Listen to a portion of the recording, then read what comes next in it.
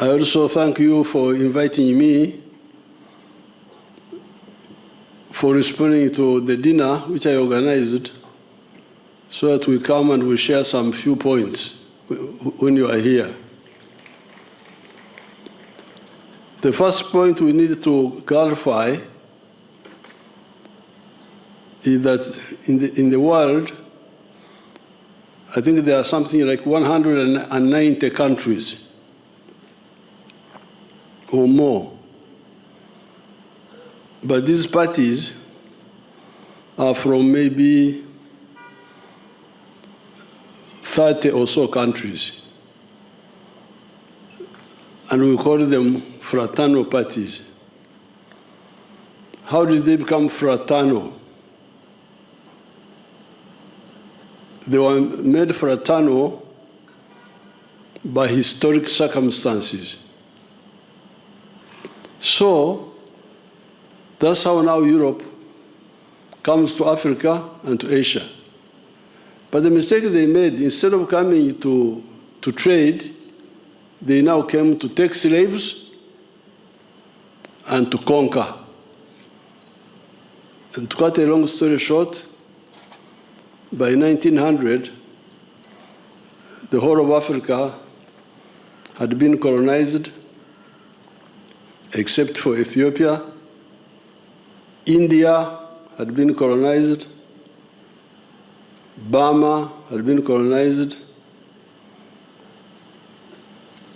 Indochina, Vietnam, and so on.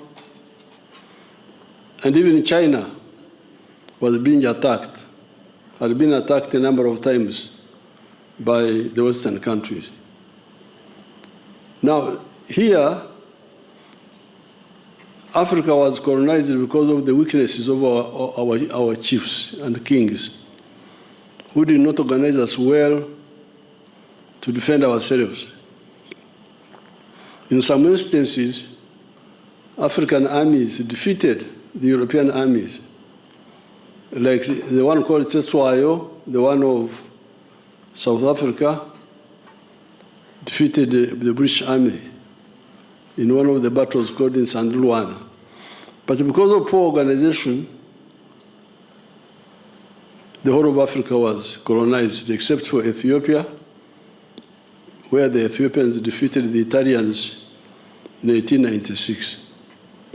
So by 1900, after 400 years of slave trade,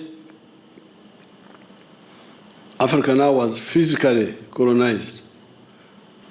Therefore, all these liberation movements which came later were in the footsteps of the ANC. That's why we are fraternal parties, because we are all parties fighting for freedom, linked by history. So therefore, you have the three reasons that enabled us to regain our freedom. Reason number one, the African resistance here in Africa. The Asian resistance in Asia, in India, in Indochina. Then the solidarity of the socialist countries, of the communist countries, of the Soviet Union, of China, and later on of other countries like Cuba, like North Korea, they extended support. Then thirdly, the imperialist countries weakening themselves through the fratricide wars of the First and Second World War. So this is the historical context where these parties have become fraternal. We are fraternal because we are fighting Western imperialism together in different spheres. Now, what we should share is experiences. So therefore, for the parties to remain relevant, they must solve the problem of the socio-economic problems of the people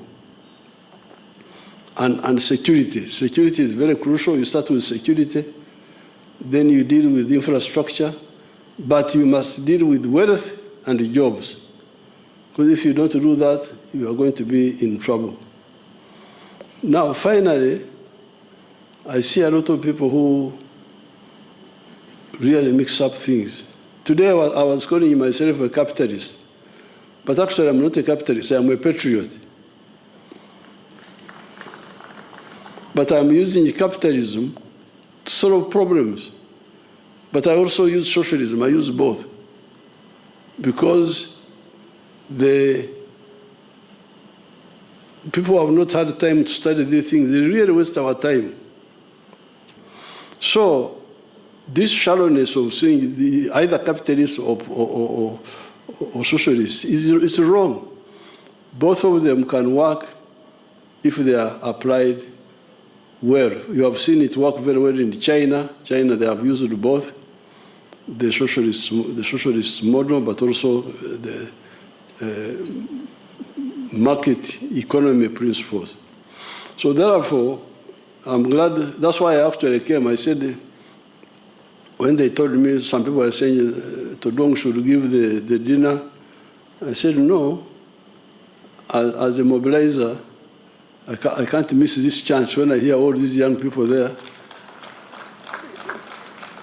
I'll have to go there and try to infect them with the Pan-Africanist ideas we have been fighting for the last 1 century. Thank you very much. I wish you good luck.